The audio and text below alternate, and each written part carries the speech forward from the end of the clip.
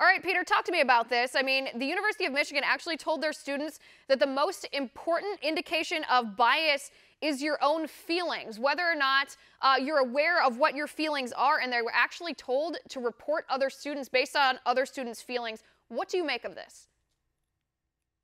Well, Liz, I never went to the University of Michigan, but personally, I'm very offended by this. This is the problem with college campuses these days. It's all arbitrary. It's a self-defeating argument. What's offensive to one person, on one hand, is offensive to another person, on the other hand.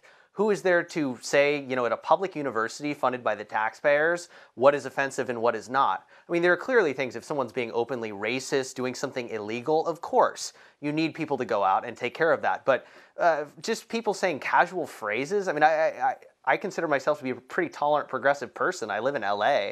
I've never even thought of on one hand or the other hand as being something offensive. And look, these students are not going out and trying to offend people.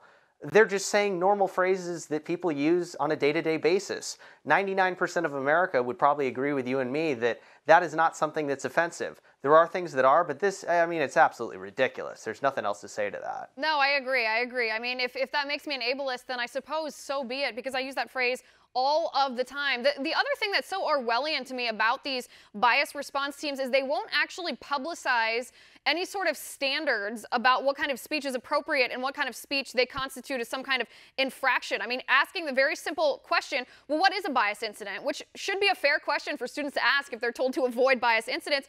The school and these bias response teams have no answer for that. Well, and that's true. And let's go even beyond that. I mean, there was a Wall Street Journal article on it recently, and the Wall Street Journal reporter had to pay $2,400 for a records request with a public university. I mean, it's very clear that this school is trying to hide what they're doing because they know it's wrong.